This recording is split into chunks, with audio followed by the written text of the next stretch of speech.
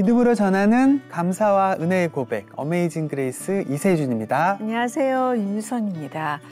선교사와 선교지를 돕는 선교를 후방 선교라고 하는데요. 네. 오늘 어메이징 그레이스에서는 선교사를 돕는 후방 선교의 은혜를 나눠보려고 합니다. 내가 머무는 삶의 자리에서 할 수 있는 돕는 선교가 뭐가 있을지 함께 생각해보는 시간이 되길 바라며 사단법인 아시안 미션 이상준 대표님을 모셨습니다. 안녕하세요. 네, 반갑습니다. 와주셔서 감사합니다. 감사합니다. 일단 사단법인 아시안 미션 어떤 단체인지 자세하게 좀 설명 부탁드릴게요. 1980년도에 그 오카노 목사님 제자였던 지금은 이제 박성수 의장님이 30이 안 돼서 비즈니스를 시작하셨어요. 비즈니스를 통해서 세계 선교에 기여하겠다라고 그렇게 꿈을 꾸시고 비즈니스의 이익의 10%를 앞으로 보내는 선교로 쓰겠다라고 그렇게 말씀하시고 또 기도하시고 그 구체적인 방법으로 캠퍼스 미션, 그다음에 비즈니스 미션, 월드 미션 이 세 가지 방법으로 세계 선교를 기여하겠다고 그렇게 기도하셨습니다. 네. 그 기도가 지금 44년 됐는데 여전히 진행되고 있고요. 그 기도를 위해서, 그 꿈을 위해서 지금 세워진 법인이 아시안 미션이라고 합니다. 네. 지금은 규모가 커졌기 때문에 기업의 순이익의 50%는 구제사역에 쓰고 있고요. 그리고 50%는 선교사역에 쓰고 있습니다. 어떻게 돕는지 좀 구체적으로 방법을 좀 알려주시면 좋을 것 같아요. 네, 지금 이제 저희가 하는 사역들이 어떤 사역들이 있냐면 선교사들이 제일 필요한 게 아무래도 재정이겠죠. 그래서 재정을 지원하고 있고 그리고 선교지에 오래 있다 보면 건강에 문제가 생길 수도 있어요. 네네. 그래서 이랜드 클리닉이라고 검진 병원이 있는데 거기에서 저희가 검진을 이렇게 도와드리고 있고요. 네. 그리고 이제 선교사님들이 오시면 제일 하고 싶은 게 좀 쉬고 싶잖아요. 그런데 이제 비용도 많이 들고 그리고 또 여러 가지 여건이 안 좋아서 못 쉬는데 저희 호텔이 11개가 있어요. 리조트하고 전국적으로. 그래서 가고 싶은 호텔이나 리조트에 원하는 시간에 정하시면 저희가 2박 3일 5인 가족으로 해서 이렇게 다 지원하고 있습니다. 6인 가족은 어떻게 하느냐? 6인 가족도 지원하고 있습니다. 그러면 그 또 있습니다. 이런 경우도 있어요. 2명이 이제 부부가 오는데 자녀들은 다 출가해서 부모님하고 같이 가고 싶습니다라고 하면 저희도 또 부모님하고 같이 갈 수 있도록 그렇게 또 배려해드리고 있습니다. 네, 진짜 너무 그 쉼이 꿀맛 같으실 것 같습니다. 우리 뭐 감사하기는 우리 이제 기부를 하는 우리 이랜드 호텔 사업부 직원들도 선교사님들 오시면 VIP로 저희가 모시고 있기 때문에 굉장히 기분도 좋고 또 대접받는 그런 마음으로 좀 위로받는다고 합니다. 또 선교사님들이 오시면 한국에서 머물 장소가 없는데 저희가 직접 운영하는 게 13채고요. 그리고 이제 저희가 협력해서 플랫폼으로 진행하는 것들이 한 80채 정도 돼가지고 한 90채 정도를 저희가 선교사님들을 위해서 선교관을 운영하고 있습니다.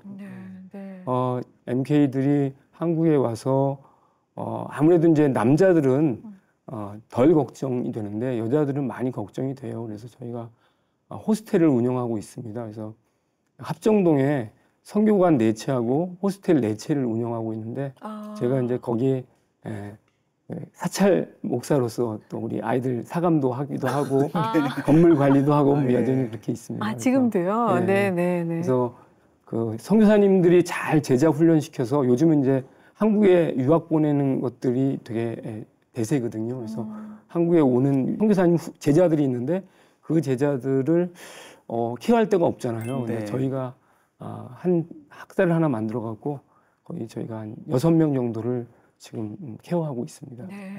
굉장히 사역을 많이 하셔서 이렇게 막 받는 사람 입장에서는 뭔가 혜택처럼도 느껴질 것 같은데 거의 무슨 대기업 임원들 받는 혜택과 견주어도 될 정도로 너무 좋은 혜택들이 많은데 그 지원 사업 중에 가장 선교사님께 인기 있는 사역은 이제 2가지가 있는 것 같아요. 뭐냐면 R&R 캠프라고 있습니다. 그래서 레스트 앤 리스토레이션 캠프라고 이전에 그 손원섭 박사님께서 우리 그 아시아 미션의 DNA를 이제 심어준 캠프인데 네. 굉장히 이제 휴식할 수 있도록 하는 그런 캠프예요. 한 3박 4일 동안 가족들이 캠프인데 그 캠프의 특징은 사실 선교사님들이 한국에 오셔가지고 아무것도 안 하고 쉬고 싶어 하시는 경우가 많거든요. 네.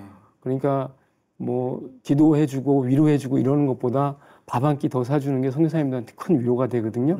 예, 그런 모델로 했는데 그게 이제 많이 전파되고 정착이 돼 있습니다. 그러다 보니까 선교사님 요즘은 조금 신세대다 보니까 자기가 원하는 시간에 자기가 그 가고 싶은 곳에 가고 싶어 하는 경우가 많아요. 네, 네. 그러다 보니까 힐링 바우처 우리 2박 3일 숙박권은 원하는 시간에 가고 싶은 장소, 이를테면 자기 산에 가고 싶으면 설악산, 또 바다를 가고 싶으면 뭐 부산, 뭐 또 아니면 속초 이런 데를 가는 곳들이 있는데 그런 데를 가고 싶어 해서 그곳이 제가 보기에는 우리 선교사님들의 굉장히 인기 사역이고요. 우리가 섬길 수 있는 아주 이를테면 제품으로 말하면 아주 히트 상품이고요. 인기 상품. 네. 또 하나는 이제 응급 지원이라고 4,000불 정도로 한꺼번에 일시불로 지원하는 부분이 있었어요. 네. 교통사고라든지 암이라든지 강도 뭐 이런 것들을 만났을 때 어려운 분들을 지원했는데 저희가 이 사역을 하다 보니까 그것보다 더 훨씬 어려운 부분들이 많이 있어요. 네. 이를테면 갑자기 뇌사 상태로 빠진다든지 에어 앰뷸런스를 불러와야 되는 상황들이 있을 때 네. 비용이 한 1억 넘게 드는 경우들이 많거든요. 네. 근데 응급 지원이 선교사님들한테는 은근히 마음에 좀 평안을 갖고 받아주는 것 같아요. 이 몇 번의 건들이 지금 선교계에는 알려졌거든요. 든든할 거. 네, 그래서 그래서 저도 선교사님들한테 꼭 얘기합니다. 그러니까 어려울 때, 힘들 때 있으면 저희들이 도와줄 수 있는 든든한 배경이 되겠다고 그렇게 말씀드리고 네. 있습니다. 근데 그 왜 아시안 미션이라는 이름을 쓰시는지 아시안에서만 활동하는 선교 단체는 아니잖아요. 그러니까 월드도 아니고 또 코리안도 아니고 그렇다고. 그 얘기 무지하게 질문을 많이 드렸습니다. 그래서 저희가 이제 그 얘기할 때마다 이제 약간 우스갯소리로 아시아나 항공이 아시아만 취향하느냐 이렇게 얘기를 하는데 네. 처음에 아시아 미션을 세울 때 이전엔 서구 사람들이 선교의 주체였는데 이제 앞으로는 대한민국을 비롯해서 아시안 사람이 세계 선교의 주체가 될 것이다라고 하는 비전과 꿈 이런 걸 가지고 세운 단체 이름입니다. 네임입니다. 네, 이해가 더 쉽게 되네요. 근데 이렇게 지원 프로그램들이 많은데 사실 지원을 뭐 한정적일 수밖에 없잖아요. 어떻게 선정하시는지 그 선정 기준도 궁금합니다. 네, 우리 그 아시아 미션의 선정 기준이 분명하게 있는데 골방에서 기도하는 야성 있고 청렴한 선교사 이렇게 얘기합니다. 이건 뭐 변함이 없는 이 원칙입니다. 그러면 이제 그렇게 물어보면 야 그거는 완전히 정량적인 요소인데 어떻게 이렇게 측정하고 평가하느냐 이렇게 얘기를 하는데 그래서 이제 제가 계속 현장을 다닙니다. 그래서 선교 현장이요. 그래서 계속 다니고 또 확인하고 이제 그 청렴이라고 하는 거는요 어떻게 기준이 되고 있냐면 그 지역 선교사님들의 생활비의 90% 내지 80%로 사는 선교사님을 우리는 약간 이제 청렴하다, 좀 가난하다, 좀 지원할 만하다라고 얘기를 하는 거예요. 그러니까 그 지역이 만약에 이를테면 뭐 말레이시아, 푸알레, KL이다 이렇게 되면 KL에서 사역하시는 선교사님들의 생활비에 한 뭐 80%, 90% 생활하시는 분들을 우리가 좀 평균 거기서 지원하는 걸로 돼 있고요. 다음에 이제 야성 있는 선교사 이거는 포기한 게 많은 선교사들이 있어요. 그러니까 주관적으로는 모두 다 선교사님들이 포기했지만 저희는 객관적인 지원 단체이기 때문에 아무래도 이렇게 벌려놓고 사람들을 보는데 이를테면 어느 지역에 대도시에 사는 선교사보다는 소도시에 사는 선교사가 그래도 포기한 게 있다라고 생각을 하는 거고요. 소도시에 사는 선교사보다는 아무래도 이제 그 현지인들과 같이 사는 선교사가 그래도 좀 비교적 야성이 있다. 이 절대적으로 야성이 있다 표현할 수는 없고요. 비교적 야성이 있다. 그리고 또 기도하는 선교사. 사실 골방에서 기도하는 선교사를 어떻게 찾습니까? 골방에 있죠. 그분들이. 그래도 이제 가서 현장에서 만나보면 그 열매가 있건 없건 이게 중요하지 않고 이분이 삶으로서 선교사의 삶을 살고 있는지 안 살고 있는지가 저희에게는 되게 중요한 기준이 됩니다. 그래서 실제로 저기 그 걸프만 쪽에 있는 선교사들은요, 뭐 쿠웨이트라든지 사우디라든지 뭐 이런 쪽에 있는 선교사님들은 30년이 돼도 열매가 한 명도 없어요. 그러니까 그런 분들하고 뭐 제가 이제 중국에 있을 때만 해도 굉장히 잘 됐거든요. 열매들이 많았거든요. 같이 비교할 수는 없거든요. 그래서 이거는 이렇게 기준으로 삼으면 안 되겠다. 그래서 기도하는 선교사들의 제일 중요한 건 doing이 아니라 being으로서 살고 있는지를 저희가 늘 이제 관찰하고 가서 만나보고 이렇게 하게 됩니다. 그래서 골방에서 기도하는 야성 있고 청렴한 선교사를 위주로 저희가 이제 지원을 하게 됩니다. 쉽게 얘기해서 우리 좀 이미 막 많이 알려지고 이제 규모가 커진 그런 선교지, 뭐 선교사님들께는 사실 기회가 가기 쉽지 않겠군요. 그 이전에 저희가 다 지원하신 분들이에요. 그래서 이제 지금은 이제 40년 됐잖아요. 그러니까 초창기 선교사님들 많이 지원했고 또 그렇기 때문에 지금은 이제 막 나가시는 분들, 어려운 분들 찾아내서 저희가 격려하고 위로하고 또 지원하고 그래서 힘을 얻으면 또 이 사역에 또 진력할 수 있을 거라고 생각합니다. 사실은 그 선교사님들 돕는 그 선교의 보람, 또 그걸 여쭤보고 싶은데요. 선교 법인의 대표로서 보람과 기쁨의 순간 이런 건 수도 없이 많으시겠어요. 많습니다. 너무 감사하고요. 하나는 우리 이제 보스니아의 김용기 선교사님 최근에 만나고 왔는데 보스니아의 김용기 선교사님 GMP 선교사님이신데요. 그분이 저한테 그렇게 얘기하시더라고요. 요즘에 청년 선교사님들 그 후원 받으러 다니기 어렵잖아요. 근데 젊은 선교사님들 나가려고 했을 때 그 아시아 미션에서 후원 받고 있습니다. 그러면 교회에서 일단 개런티가 된대요. 그러십니까? 라고 해서 이 설명이 복잡하지가 않대요. 나는 어떤 사람입니다. 이 설명하는 것보다 아시아 미션에서 후원 받고 있습니다. 그렇게 하는 거. 또 하나는 2022년도 겨울에 유지연 선교사님이라고 차대에 계신 분이 계셨었어요. 근데 이렇게 어떻게 잘못하다가 목욕탕에서 쓰러지셔갖고 머리를 심하게 다쳐가지고 그래가지고 뇌사 상태를 간 적이 있었어요. 근데 차드는 되게 열악하거든요. 비행기가 프랑스로 갈 수도 없고 또 프랑스에 가도 낫는다는 보장도 없고 아이가 되게 어린 아이가 2명이나 있었거든요.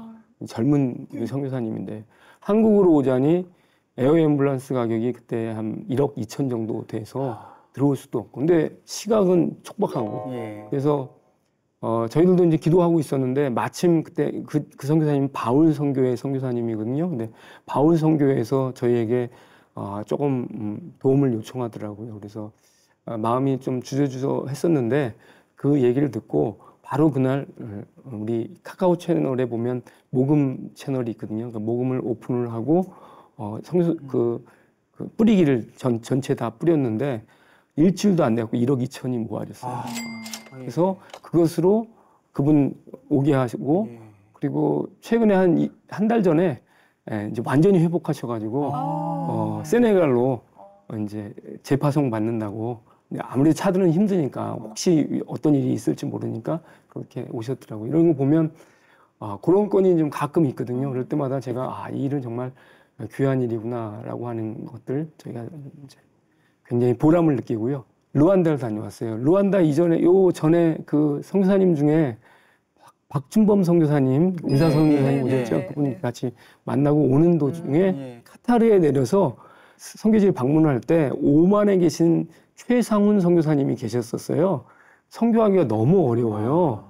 그래서 거의 그분들이 하시는 사역이 뭐 선교한다기보다는 생존하는 것 쪽으로 그래도 은혜로운 분들인데 거기에 이제 딸 둘하고 아들이 있는데 그 교회가 거의 그 자녀들로 이루어지더라고요. 전도도 다 그렇게 하고 그래서 제가 우리 최상훈 선교사님한테 아이들 없으면 우리 선교사님 사역 없습니다. 막 이렇게 하고 그 방에서 잤는데 이제 제가 보통 가면 그 선교사님 집에서 자거든요. 그래야지 상황도 알고 또 자녀들도 다 어떤 문제가 있는지 어떤 도움이 필요한지 알기 때문에 그래서 잤는데 갑자기 소천하신 거예요. 코로나 때. 그 선교사님이요? 예, 선교사님이 아이들도 어린데. 그래서 한 서너신가 56 정도 됐는데 그래서 제가 너무 안타까워서 그때 이제 코로나 때 몇 명을 저희가 헌금을 보냈는데 이분도 2천만 원 정도를 모금을 해서 헌금을 보냈어요. 근데 그 돈으로 아이들 대학을 공부를 시켰더라고요. 카타르에서. 그래서 아이들이 다 졸업을 하고 둘 다 주은이하고 주영인데 알자지라 방송에 그 취직을 한 거예요. 그래서 이번에 그 카타르 월드컵 할 때 우리 BTS 누군가 거기 갔잖아요. 그 프로그램 진행을 다 그 친구가 했어요. 그래서 들렸더니 이제 고맙다고 저한테 그 카타르에서 카타르에서 제일 좋은 음식점에 두 자매가 데리고 와서 아주 좋은 음식을 대접했어요. 그거 들으면서 아 정말 내가 이 아빠 같은 역할을 했구나. 잘했다. 이 일들이 이 일의 기쁨이구나라는 사실을 제가 깨닫게 됐습니다. 진짜 선교지 얘기가 다시 맞다 선교지 하는 생각이 들 정도로 막 엄청난 일들이 벌어지는 현실이네요.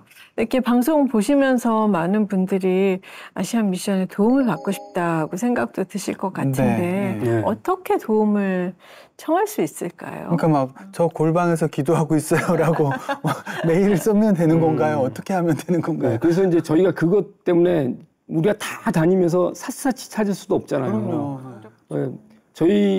저도 비즈니스를 했기 때문에 비즈니스를 통해서 돈을 버는 게 되게 어렵다는 것들을 알고 있거든요. 저도 그 부분에서 굉장히 많이 고민을 하다가 선교사님들이 다 들어올 수 있는 방법은 뭐가 있을까라고 생각을 했어요. 그러다가 앱을 만들어서 앱을 좀 뿌려야겠다.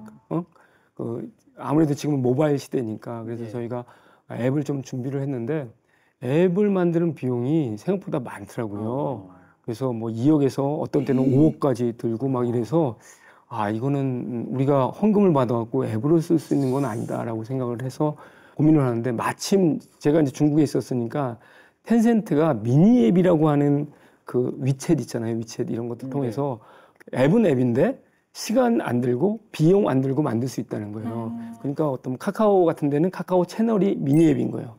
그러면 이걸 통해서 우리가 선교사님과 접촉하는 접촉점을 만들면 되겠다. 그래서 뭐 미니앱에서 우리 선교사님들이 22,000명에서 25,000명이니까 22,000명 다 들어와 회원되면 우리가 원하는 거 다 정보 전달하고 그분들이 원하는 거 다 이렇게 신청할 수 있겠다라고 해서 그 카카오 채널로 AM 채널을 만들게 되었습니다. 카카오 채널에 추가를만 하면 거기에 해외 선교사 파트, 국내 선교사, 선교가 뭐 다 있어요. 그러니까 아주 쉽게 한 5분만 쳐다보면 다 들어갈 수 있도록 이렇게 해놨으니까 거기에 들어와서 신청만 하면 되고요. 그리고 통신이 안 되는 상황을 고려해서 저희가 굉장히 가볍게 만들었어요. 데이터가 많으면 잘 안 돌아가기 때문에 어떤 분이 그렇게 물어보더라고요. 카카오 채널 안 되는 데도 있잖아요. 제가 다녀보니까 카카오 채널 안 되는 데 하는 것도 없고요. 중국에 안 되는데 중국의 선교사님들이 별로 없어요. 그래서 지금 이제 많이 나오셨고 추방됐기 때문에 그래서 중국 카카오 채널 안 되는 건 이제 한국에 나오셔서 하시면 되는 거니까 전 세계 다 이제 네트워크가 연결돼 있으니까 편안하게 들어오시고요.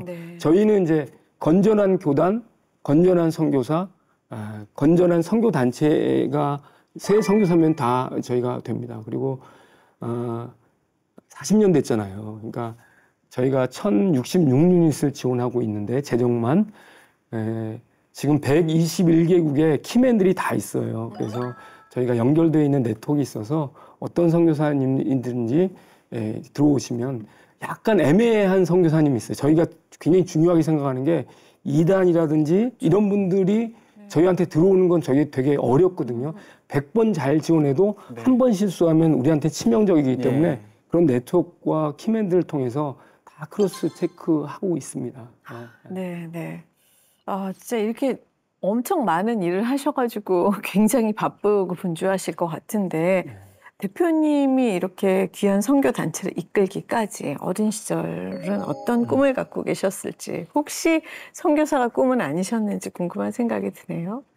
중학교 2학년 때 그 한울산 기도원에 갔어요. 중학교 2학년 때. 그래서 중학교 2학년 겨울방학 때 한울산 기도원에 갔는데 그 당시만 해도 이천성 목사님이 살아 계셨고요. 그리고 오살리 그 순복음교회가 천막으로 돼 있을 때였어요. 오히려 한울산 기도원이 훨씬 더 크고 거의 그 성령운동의 성지 같은 곳이었어요. 그래서 제가 이제 자주 갔는데 그해 겨울에 이제 방언을 받아야겠다 이런 생각들을 했습니다.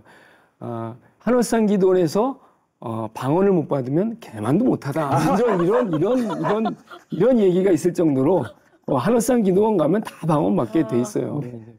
근데 이제 목요일 날 오전에 성령 세례 집회였는데 목사님이 딱 서 있으면 목사님이 이제 다리가 하나가 없으세요. 6.25 상위 용사인데 네. 약간 이제 기뚱기뚱 하시면서 마이크를 대고 이제 방언해봐 그러면 이제 랄랄랄랄라 해갖고 할렐루야 랄랄랄라 해갖고 잘 받았다 이렇게 하기도 하고 좀 말 더듬으면 야 다시 받아와 막 이렇게 이런 아주 이제 거칠고 좀 투박한 목사님이셨어요. 네. 근데 제가 이제 어린 나이에 중학교 2학년 때였잖아요. 중학교 2학년 좀 까칠하잖아요. 그쵸. 그래서 제가 딱 보니까 사춘기. 야 이건 아닌 것 같아요.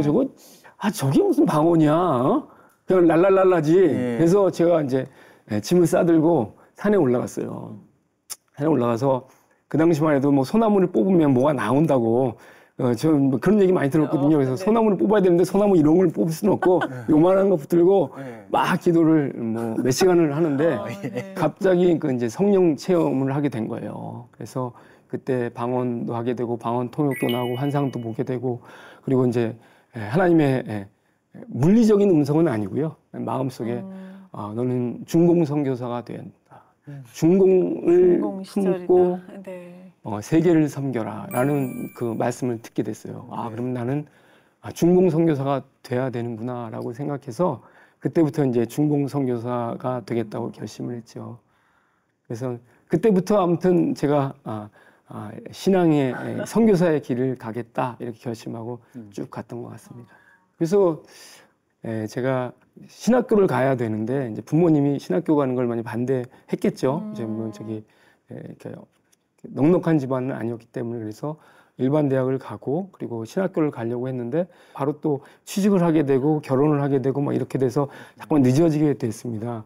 그러다가 군대를 제대하고 이랬는데 이제 입사를 하고 열심히 자비량 선교사 텐트 메이커가 되겠다. 그리고 또 회사가 열심히 하면 중국에 보내주겠다라고 하는 이야기도 있었기 때문에 열심히 일을 하다가 너무 열심히 일을 하다 보니까 중국에 가서도 일할 것 같더라고요. 그래서 퇴직을 하고 신학교에 입학을 하게 됐습니다. 그리고 입학을 하고 졸업을 하자마자 이제 중국 선교사로 나가게 됐죠. 중국에 나가서는 천진이라는 곳에 살고 있으면서 석가장이라는 곳에 교회를 개척하고 뭐 저희 때만 해도 그 시진핑 정권이 아니고 후진타오 정권이었기 때문에 아주 그 즐겁고 재밌게 사역을 했습니다. 이제 또 마음속에 항상 갖고 있는 게 한 손에 직업, 한 손에 복음이라고 하는 그 이제 이랜드 DNA가 있거든요. 그래서 그거 가지고 계속 고민하면서 어떻게든지 뭐 또 자비량 선교하고 페이스 미션 한다고 했기 때문에 후원처가 별로 많이 없었어요. 어떻게든지 내가 자립 선교를 해야 된다고 생각해서 떡볶이 장사도 한번 해보고 중국에서 그리고 또 이 목장갑 있죠, 장갑 공장, 장갑 공장도 제가 또 운영도 해보고 뭐 이런 것들을 하면서 그런 그것만 한 건 아니고요. 열심히 전도도 많이 하고 또 사역도 크게 넓혀서 이 선교사로서는 그 당시만 해도 제가 한 3명 정도를 선교사로 파송을 했거든요. 그래서 감비아로 1명 보내고 키르키스탄 1명 그리고 하노이에 베트남에 1명 이렇게 보낼 정도로 저희 팀들이 되게 선교 지향적 교회였던 것 같습니다. 네네. 믿음으로 모금을 하지 않는 페이스 미션, 자비량 선교, 뭐 비즈니스 선교라고 하면 성도님들이 좀 이해하기가 쉬우실 것도 같은데요. 특별히 이렇게 후원을 받지 않고 페이스 미션을 하게 된 무슨 어떤 이유가 있었을까요? 저희 아버님이 저를 50에 낳았어요. 지금은 이제 50에 낳아도 별 무슨 지금 뭐 50년 60년 전이잖아요. 60년 전. 근데 이제 저희 원가족이 이제 아버님은 아들을 하나 있었고 이제 어머님은 딸을 가진 그 재혼 가정이었어요. 이렇게 결혼을 하게 됐습니다. 그래서 그러니까 총 6남매 가족이 살고 있었는데 아버님이 큰형님에 대한 좀 그 애정이 남달랐던 것 같아요. 과도한 애정. 근데 그 아버님의 과도한 애정에 그 힘들어서 이제 술을 좀 많이 드셨어요. 그래서 알코올 중독자가 됐어요. 아이고 저런. 그러니까 그러다 보니까 이제 집안에서 그 큰형하고 우리 동생들하고 배 같은 동생들하고 나이 차이가 좀 있잖아요. 그러니까 네. 술을 먹고 오면 이제 주폭이 되고 아이고, 막 이런 일들이 저런. 계속 있었죠. 그러니까 누나가 4살 많은 누나가 저를 맨날 피신시키고 그다음에 교회에 데려가고 근처에 교회가 있으니까 갈 데가 없으니까 교회 데려가고 또 이제 술 깨면 다시 집에 오고 막 이런 일들이 있었는데 그 누나가 갑자기 그 감기에 걸렸는데 폐렴으로 진행돼서 2주 만에 죽었어요. 그 당시만 해도 의료보험이 없었기 때문에 돈이 없으면 그 병원의 치료를 받기 어려웠어요. 근데 아버님이 약주만 드시면 누나가 이제 상숙인데 제가 상준이고 네. 상수가 하는 그 모습을 제가 봤어요. 그리고 생각해 보세요. 저를 되게 이뻐했던 누나가 하루아침에 없는데 그게 아빠의 돈이 없어서 그런 일이 있다라고 생각하는 이 어린 마음에 그게 생긴 거예요. 그 마음이 그 하나님께 소명을 받고 중국 선교사가 돼야 되겠다라고 하는 것과 계속 이렇게 부딪혔어요. 내가 선교사로 가야 되는데 가장이 능력이 없을 때 받는 그 가정의 비극을 제가 봤잖아요. 네. 그러니까 어떻게 하면 좀 자비랑 선교를 할 수 있을까? 어떻게 하면 이거 하나님만 바라보고 할 수 있을까? 이런 고민들을 계속 하다 보니까 이 자비랑 특히 이제 이랜드가 자비랑 선교 텐트메이커 뭐 비즈니스 에즈 미션이라고 하기도 하잖아요. 네. 그래서 제가 이랜드에 들어가게 된 거고요. 그 일을 하게 된 겁니다. 네. 아니 그러면 이제 어머님 아버님 입장에서는 딸을 먼저 하늘나라로 보내고 나서 아들이 갑자기 중국에 가서 선교를 하겠다고 하면 일단은 그래 가라라고 선뜻 말씀하시기 쉽지 않으셨을 것 같고 가 계시는 동안도 진짜 기도 많이 하셨을 것 같은데 어떠셨어요? 예, 맞아요. 제가 중학교 2학년 때부터 중국 선교사가 되겠다고 선언했잖아요. 네. 집에서 엄청 많이 반대했고 뭐 신학교 가는 것도 반대했고 계속 그랬잖아요. 예. 그리고 결혼하는 거 계속 결혼하고 직장 다니고 뭐 이렇게 하는 걸 집에서 이제 원하셨겠죠. 이제 아버님도 또 어머님도.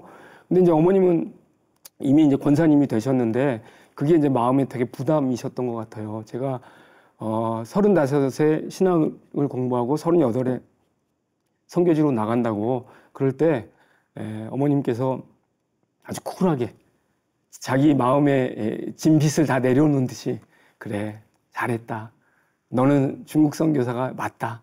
이렇게 쿨하게 보내주셨어요. 그리고 굉장히 자랑스럽게 생각하시고 늘 새벽마다 그렇게 기도해 주셨어요. 그래서 저희 한국에 돌아와서도 여전히 기도하셨고 그래서 저희 자녀들한테 기도하는 할머니의 모습을 보여주신 게 가장 큰 유산이 아닌가.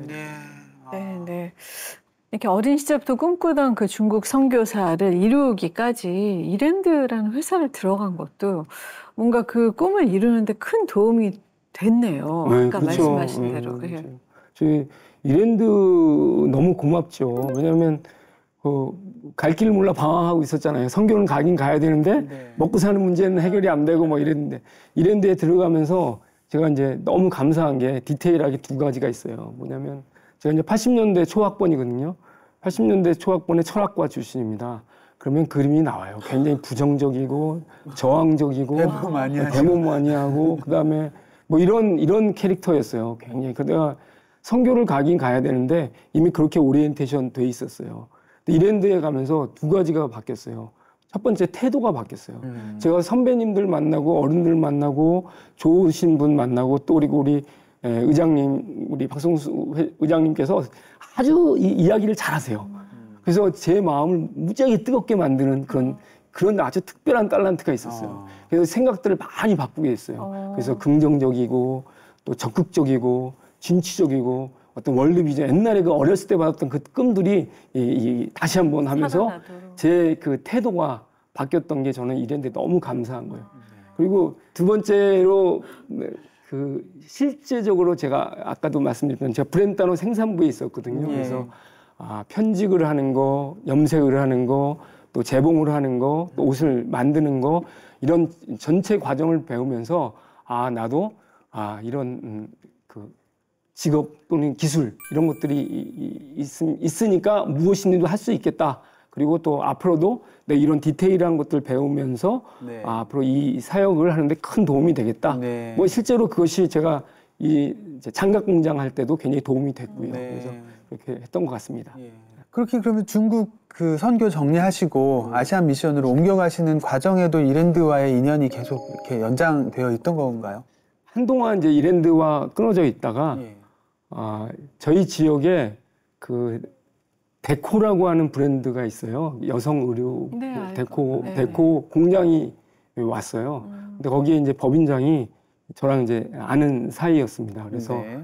중국에 있을 동안에 정말 소총수로 조용하게 어디 불러주는 데도 없고 그래서 조용하게 있었는데 와서 보면서 제 하는 사역을 보면서 이제 이랜드에 소문을 내기 시작했고요. 그리고 또 박성남 우리 제가 있을 때 부회장님이셨는데 그분도 와서 보면서 이제 이랜드 출신의 어떤 선교사가 있는데 좀 이상하게 사역하더라. 거기 독특하더라. 지금 우리 스피릿하고 너무 잘 맞는 것 같더라. 뭐 이래갖고 네. 이제 아시아 미션에 제 이제 친구이기도 하고 동기이기도 한 정재철 목사가 대표였는데 그 친구도 이렇게 와서 보고 그 당시 이제 시진핑이 이제 총통이 되면서 많은 사람을 이제 보냈잖아요. 분위기가 많이 바뀌었죠. 네. 저도 이제 그 중국 공안에 친하게 지내는 공안이 있었는데 이제 언지를 주더라고요.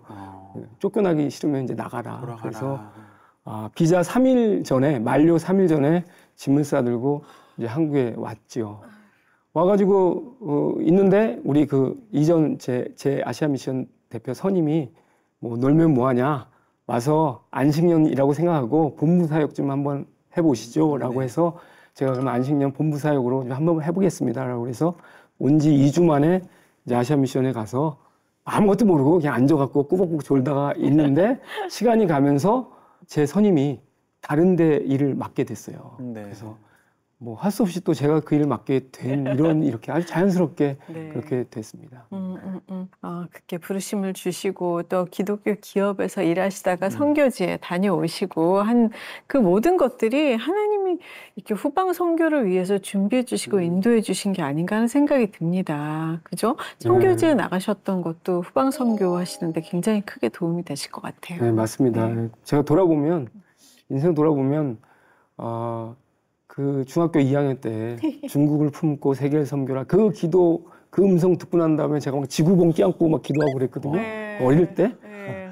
그러니까 그 당시는 그 중국하고 우리나라하고 네, 맞아요. 국교도 안 돼 있을 때였잖아요. 예. 빨간색만 있으면 다 잡아가고 그랬을 네, 때였어요. 맞아요. 세상에. 그러던 시절 진짜 하나님의 이 이끄심이 아니었으면 예. 그런 마음 품기도 그걸 계속 이어가기도 실행하기도 사실 뭐 불가능하다고. 네, 저도 돌아보니까 인생이 참 한 길로 쭉 왔다. 그리고 그 길로 계속 가는구나 이런 생각들을 하는데 하나님께서 이렇게 참 섭리하셨구나라는 생각과 아울러 혹시 이제 부모님들 자녀들 있으면 기도를 좀 많이 해주시면 좋을 것 같다는 생각이 들어요. 그래서 하나님께서 그 자녀들에게 앞으로 어떻게 어떤 달란트가 있고 어떤 존재 목적이 있는지 잘 할 수 있도록 그렇게 좀 기도하고 좀 그렇게 하면 하나님께서 보여주고 또 인도해주지 않을까. 성도님들이 후방에서 보내는 그런 선교를 어떻게 어떤 마음으로 어떤 기도를 하면 좋을지 좀 알려주시면 좋을 것 같아요. 네, 저는 이제 크게 두 가지가 있다고 생각을 해요.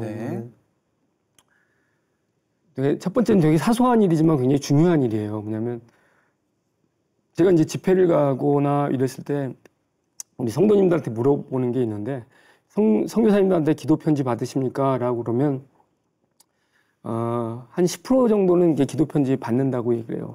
기도 편지 쓰십니까? 답장 쓰십니까? 그러면 한 명도 답장을 안 씁니다.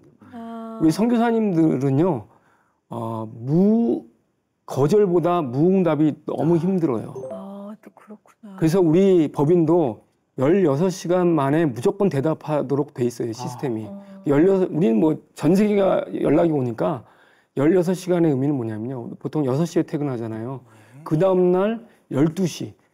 그러니까 6시에 퇴근하면 뭐 잠자고 일어나고 출근하면 그 다음날 12시 전에는 반드시 회신을, 이 회신은 카카오 채널에서 채팅창에서 질문하는 것도 마찬가지고 이메일도 마찬가지고 16시간에 회신하는 걸 원칙으로 하고 있는데 그게 이제 바로 우리는 안 된다고 해도 그 시간에 맞춰서 합니다. 그러니까 우리 성도님들도 이 회신하는 것을 반드시 하셔야 돼요. 그건 또 할 일이라는 생각을 잘 못하고 계셨어요. 근데 이제 왜 어떻게 회신해요? 라고 질문하기도 하거든요. 읽어보고, 선교사님이 이런 문제들이 있군요. 제가 기도하겠습니다. 딱 한 줄만 쓰면 돼요. 그거를 뭐 안 하시더라고요. 그러니까 회신을 함으로써 선교사님과 나랑 어떤 소통도 이루어지고 또 여러 가지 좋은 기도도 또 해주기도 하고 뭐 이런 일들이 생길 수 있고요. 그 두 번째로는 선교사님들이 한국에 와서 제일 어려워하는 게 선교관 문제예요. 선교관. 들어와서 있을 데가 없다고 계속 저희들한테 하는데 저희도 모든 선교사들한테 다 채워줄 수는 없잖아요. 저희가 있는 13채 외에 새로 그 플랫폼에 단 것만 해도 한 90채 정도 되니까 꽤 많은 것들을 하고 있는데 제가 이 사역을 하면서 그리고 코로나 때 많은 교회를 방문하면서 느낀 게 있어요. 뭘 느꼈냐면 좀 과장해서 표현하면 선교사님들이 원하는 선교관의 수와 선교단체와 교회가 갖고 있는 선교관의 수를 이렇게 놓으면 교회와 선교단체, 선교관이 훨씬 더 많을 수도 있겠다. 이게 제가 깨달은 거예요. 이건 뭐 확인은 안 해봤지만 약간 제가 과장했다고 그랬잖아요. 그러니까 이것을 좀 쉐어를 하면 좋겠는데 그리고 여기에 있는 개교회와 선교단체들이 주로 6월달, 7월달, 8월달에 선교사님들이 많이 오기 때문에 많이 꽉 차 있지 나머지는 8개월 정도에서 10개월 정도는 빌 때가 많이 있거든요. 그러니까 그것을 정보를 오픈해서 공유하면 많은 선교사님들이 같이 쉐어할 수 있는데 이 일들을 조금 주저하기도 하고 여러 가지 어려움들이 있어요. 청소도 해야 되고 또 여러 가지 있는데 어차피 선교관을 세울 때는 그 정도 각오는 한 교회라고 생각하거든요. 그래서 이런 것들을 같이 좀 쉐어해서 기도도 쉐어하고 선교관도 쉐어하고 기도 편지도 쉐어하고 이러면 훨씬 더 후방에서 그 무릎 선교사로서의 역할을 잘 감당하지 않을까 이런 생각들을 합니다. 진짜 현실적인 고민이시네요. 없어서 못 가신다 생각했는데 또 그렇지 않을 수도 있네요. 대표님께서는 이제 전방 선교, 후방 선교 다 경험하셨고, 그리고 21세기 선교 모델이라고 불리는 그 자비량 선교, 또 비즈니스 선교, 아주 일찍이부터 시도하신 분으로서 우리 예비 선교사님들께 해주고 싶은 이야기, 조언 같은 것도 많이 있으실 것 같아요. 저희 이제 아무래도 이제 회사랑 같이 회사에서 설립한 법인이다 보니까 아시아 미션이 이랜드라는 회사에서 설립한 법인이다 보니까 우리 직원들이 가끔 상담도 오기도 하고 제가 뭐 선교사 출신이기도 하니까 이렇게 이제 선교지를 가고 싶다는 친구들이 꽤 있어요. 그런데 선교지를 나가는 친구들은 많이 없어요. 왜 그럴까 생각해 보니까 선교지를 나간 친구들과 선교지를 안 나간 친구들의 차이는 이 결심이에요. 결단이에요. 제가 보면 세계 어느 선교지나 다 사람 살만 하거든요. 그 이전에 그 리빙스톤이 다니던 시대랑은 달라요. 그냥 대부분 다 사람 살만해요. 그리고 또 자녀들 교육도 시킬 수 있고 그런데 그 새로운 그 본토 아비집을 다 포기하고 나가는 그 결단이 제일 중요하다고 생각해요. 그래서 이 결단을 위해서 저는 단기 선교 한 3개월이라도 한번 가봤으면 좋겠고 또 미션 트립도 자꾸만 가서 선교에 대한 마음이 있으면 현장을 자꾸만 보는 게 중요하다고 생각을 합니다. 앞으로 계획이나 기도 제목도 있으면 좀 나눠주세요. 제가 이제 이 일을 맡으면서 그런 인사이트가 있었어요. 뭐냐면 이게 내 목회지다. 이 1066가정을 저희가 섬기고 있는데 1066가정이 내 목회지에 내가 섬길 성도님들이라면 어떨까라고 생각을 했더니 현장에 가면 신방 가는 마음으로 하고 우리 보통 목사님들이 신방 가면 이야기 잘 듣잖아요. 그리고 필요한 것들 듣고 필요한 것들 채워주고 자녀들 문제 같이 기도하고 그렇게 하잖아요. 저도 이제 그런 식으로 가서 그래서 호텔 같은 데서 가능한 안 자고 꼭 이제 선교지에 선교사님 집에서 같이 잡니다. 자면 선교사님 불편하긴 하겠지만 저도 선교사님 있을 때 우리 선교사님들 저기 한국에서 오는 손님들을 가능한 우리 집에서 같이 모셨거든요. 그럼 얘기들이 많이 해요. 그래서 그렇게 하고 있는데 80개국 정도 다녔는데 한 400여 명 선교사님을 신방을 갔다 왔는데 앞으로 저희가 있는 121개국의 선교사님들을 다 신방하는 거 그게 제 이제 목표고요. 있는 동안에 그리고 또 하나는 제가 이제 계속할 수는 없거든요, 이 일을. 제 후임을 잘 이제 만들어 놔야지 이게 그냥 쉬운 일은 아니잖아요. 그렇죠. 이 뭐 선교의 경험도 있어야 되고, 근데 또 목회 경험도 있어야 되고, 또 회사 경험도 있어야 되고, 뭐 여러 가지 경험들이 많이 있는 사람들이 좀 필요한데, 어쨌든 그런 분이 아니더라도 제가 잘 멘토링을 해서 제가 없더라도 이 사역이 선교사님들만 이 후방 지원 사역이 더 확대되고 더 늘어나는 일들이 있었으면 좋겠지. 네. 이게 뭐 다시 폐쇄적이고 또 소극적이 되고 이러는 사역으로 변환되는 것보다 하나님이 원하시는 곳으로 좀 진행되었으면 좋겠다. 이런 마음으로 제 후임을 위해서 위해서 좀 기도해 주시기 바랍니다. 아멘. 네.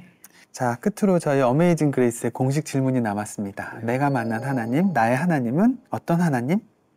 네,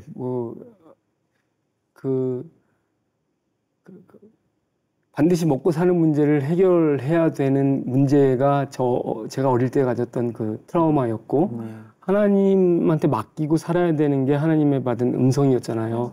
이게 굉장히 오랫동안 갈등하다가 결국은 그 말씀을 믿고 내가 중국으로 떠났거든요. 떠나고 난 다음에 벌써 한 20년 정도 가까이 됐는데, 하나님께서 여지까지 그 중국 생활 14년 그리고 또 여기 10년 이렇게 하면서 하나님께서 먹이고 입히신다는 사실 다시 한번 확인하고, 제가 늘 얘기하는 게 마태복음 6장 33절 말씀입니다. 먼저 그의 나라와 그의 의를 구하면 이 모든 것을 너에게 더하실 것이다. 그 앞에 있는 내용이 먹는 거, 입는 거, 사는 거 이런 문제들이거든요. 쭉 마태복음 6장에서 쭉 나오면서 6장 33절 말씀이 이 모든 것 다 채워주신다. 그 말씀을 제 삶 속에서 경험하고 확인했던 것 같아요. 그래서 해외로 나가고 선교사로 나가겠다고 하는 친구들 중에 가장 큰 그 장애물이 먹고 사는 문제거든요. 교육하는 문제거든요. 그렇죠. 이럴 때마다 제가 제 간증을 합니다. 하나님께서 채워주신다. 하나님께서 다 입혀주시고 먹여주신다. 걱정하지 마라. 우리가 그 믿음으로 살고 있지 않느냐. 그렇게 얘기하는데 저도 그 믿음으로 살고 있습니다. 네. 하나님의 음성을 들은 중학교 학생 소년이 하나님의 예비하신 훈련의 시간을 지나서 이렇게 선교사님들을 돕는 선교사로 세우심을 보면서 하나님의 계획에는 정말 어느 것 하나 쓸데없는 일이 없다는 생각을 다시 한번 할 수 있는 그런 시간이었습니다. 네. 모두가 선교사가 돼서 선교지로 떠날 수는 없지만 또 선교사와 선교지를 위한 기도와 후원을 통해서 후방 선교는 누구든지 할 수 있다라는 생각도 갖게 되었습니다.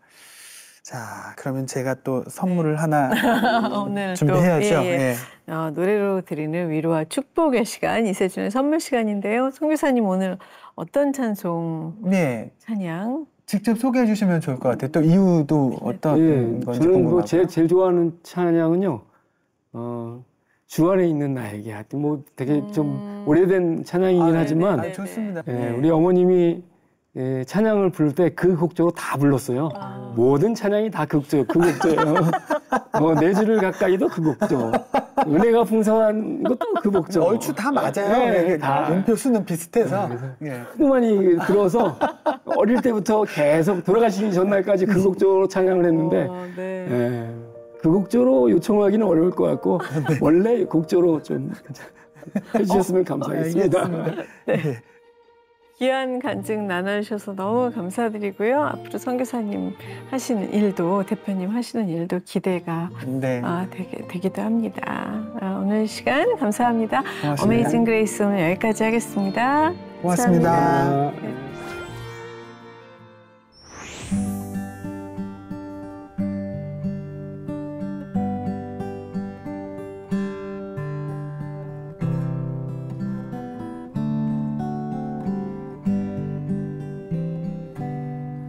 주 안에 있는 나에게 딴 근심이 있으랴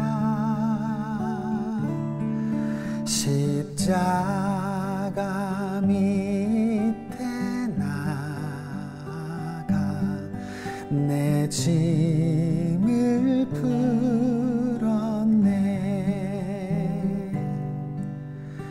주님을 찬송하면서 할렐루야 할렐루야 내 앞길 멀고 험해도 나 주님만 따라가리 주님을 찬송하면서 할렐루야 할렐루야 내 앞길 멀고 험해도 나 주님만 따라가리 나 주님